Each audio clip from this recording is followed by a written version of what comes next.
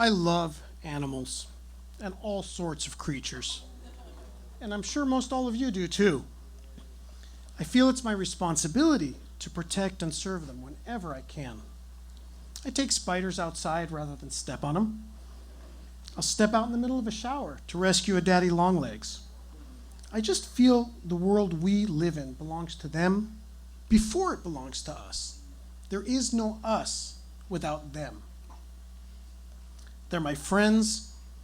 They never get offended, and they laugh at everything I say and do. They also behave honestly and instinctively. They have no hidden agendas. They just are, and I just am, and we get along just like that. No extra energy required. I've got hummingbird feeders, birdseed feeders, thistle socks, and they bring visiting doves, finches, sparrows, flycatchers, orioles, worms, salamanders, raccoons, ladybugs, possums, and a rat. Ed, who's my good friend. I've spent some time getting to know Ed. He's an old school rat and mostly hangs out by himself. We first met at that small apple tree in the yard, and we chatted for a few minutes in the moonlight. He didn't run, he didn't hide, he calmly stood his ground. He just hangs out, and we talk and check each other out. I'll tell him about my day and stuff, while he cleans his paws and fur and listens. We've also met at a few other places from time to time. Under a pallet and in a tossed-aside 10-foot piece of tin rain gutter, Ed uses the rain gutter as an escape route.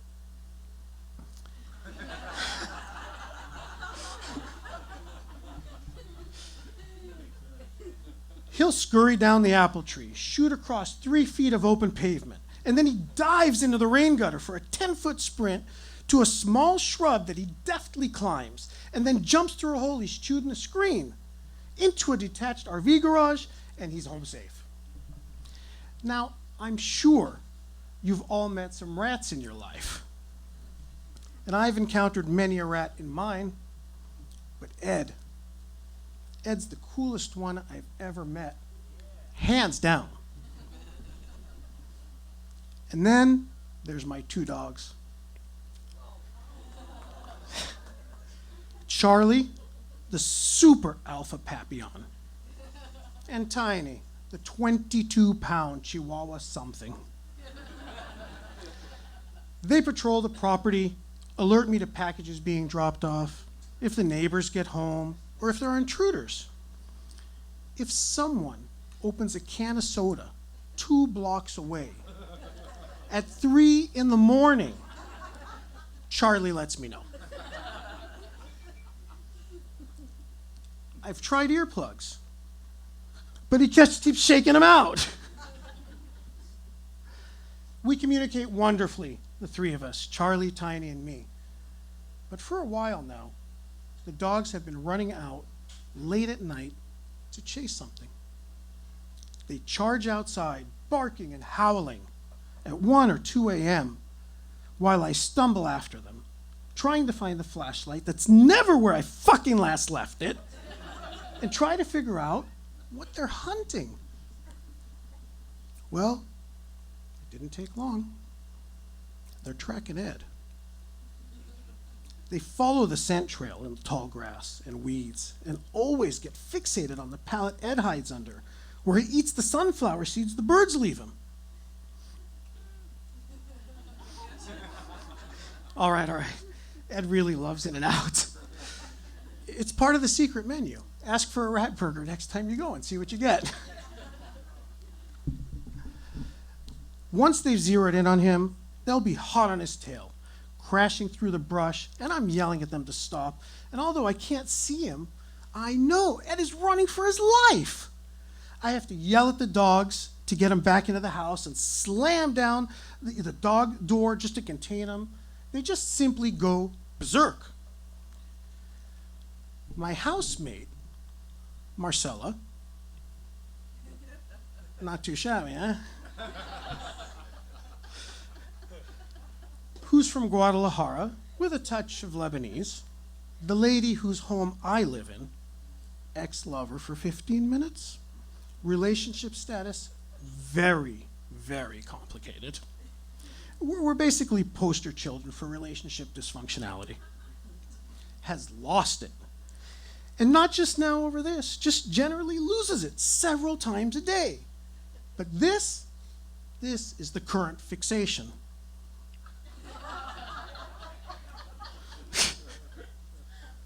Just a friendly reminder. Who you take home tonight may not look the same in the morning. Just saying.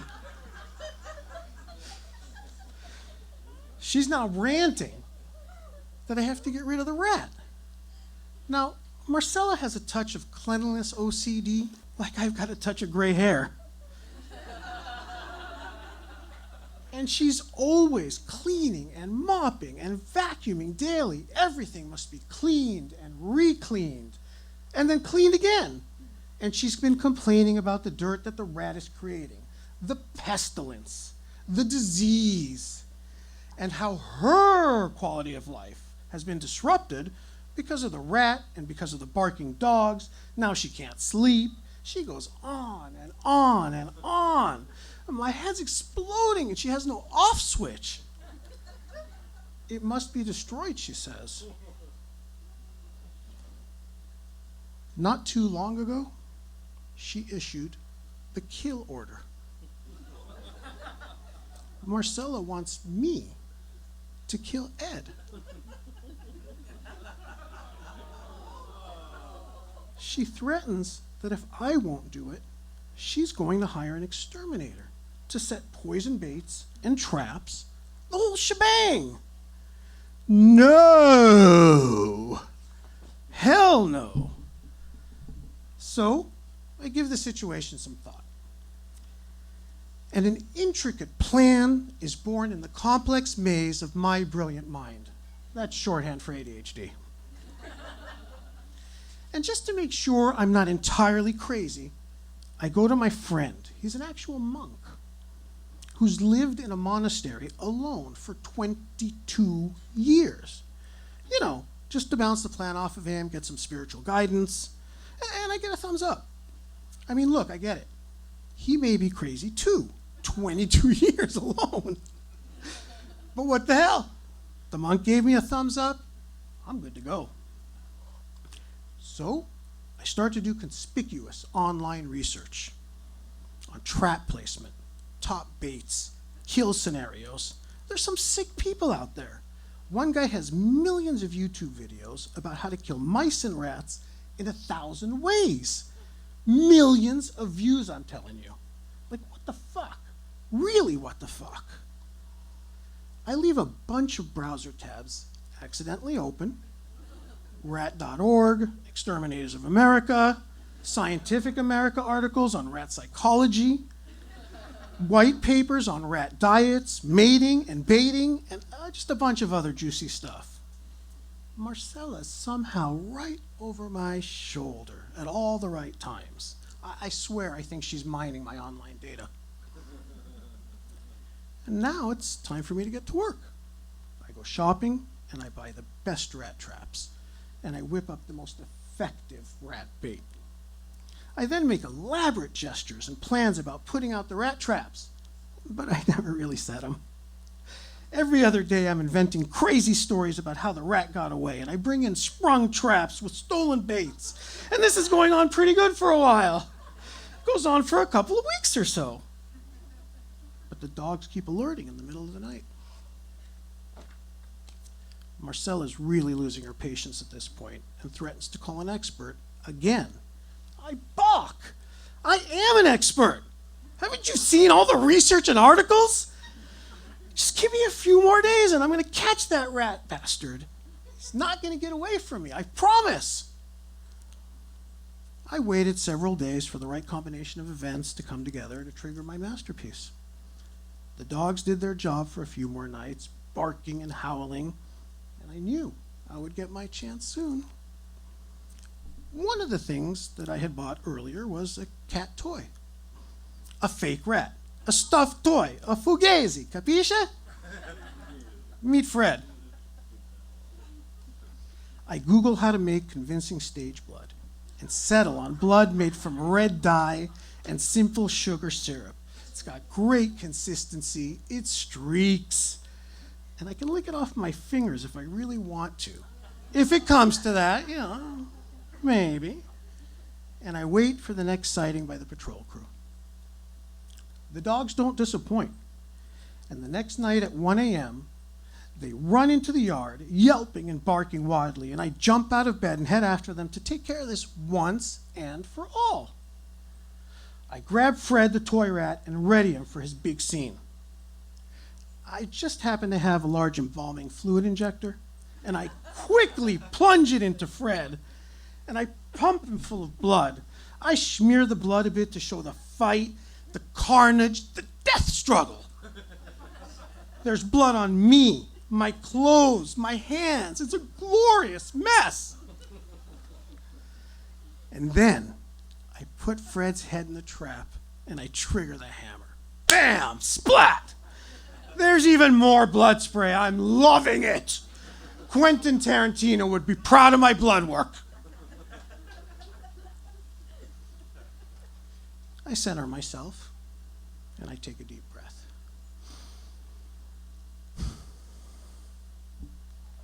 And like a redneck who just caught a whopper catfish, who gulped his hand down after he stuck it down its hole, I start yelling and jumping around all over the place.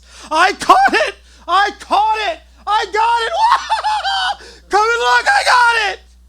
There's blood dripping. It's freaking just right. And I'm still screaming, whoa! I got it, I got it, I got it! There is no chance in hell Marcella would remotely get close to my bloody dead rat. I charged into the house with it excitedly, and she's screaming, "Ay, Michael! What are you doing? There's blood dripping everywhere. That's diseases. Get it out now!" I hold the trap upside down, and Fred's limp body and tail dangle and sway, while blood drips to the floor in an Oscar Werther finale. She's fucking losing it. Get it out. Get it out now, please. There's blood on the floor. Pinche cabrón, ratón, get it out. She's screaming at me in a hysterical Latino maniacal way, and I'm silently laughing the villain laugh from a 1970s B-grade horror movie. Rat problem over. Finito. And then, to calm her down a little, I tell her that I'll bag it and trash it. And I'll even put it in the neighbor's garbage can. She smiles a little at that. But I really buried Fred in the yard next to the apple tree that I first met Ed. I celebrate the kill, and I talk about it and talk about it and talk about it until she's sick of me. But she always downplays my happiness, my kill, my success. Big deal, you caught a rat. Stop talking about it already. I'm sick of hearing it. How dare you? I am the hunter. Celebrate me, you simple fool. You should be groveling at my feet in respect for my power and skills. What am I going to do? But I go to bed smiling and knowing all is well in the universe. I know Ed is okay. I even left him some fresh sunflower seeds under the pallet for a snack. I wonder if he's up in the rafters looking down and just laughing his little fat rat belly off. A couple of days later, at about 2 a.m., while I'm asleep, snoring and having bouts of sleep apnea, the dogs charge out to the backyard, barking and crazed. I can't get them to shut up, and they won't come back inside. It's their primal scent. It's just too strong for them to ignore. Marcella wakes up. What is it? What's going on? What happened? Why are they barking? I shout back, it's raccoons. It's a cat. It's a possum. And I'm out there in a flash in my underwear in the rain with the flashlight, looking for any culprit I can pin this on. But this time, she was looking from her window upstairs, and she says, No, Michael Moss. It must be another rat. Whatever. I give up my search, And I head back inside, and she lays right into me again, yelling and complaining about the new rat. And I just can't bear to hear another word. It's 2 a.m, and I am sunken as I get back into bed. But then, as I lay to sleep, I realize something. The universe enjoyed my show, my efforts, my good intentions, my rescue. I leap out of bed, and I race up to her room, and I throw her door open. "Hi, Michael Moss, really? I was almost asleep. What do you want now?" "Don't worry, Marcella," I tell her. "I know the game. I know how now. I'll kill that motherfucker rat dead just like the last one. Don't you worry. You just get some rest. It's been a stressful night for you."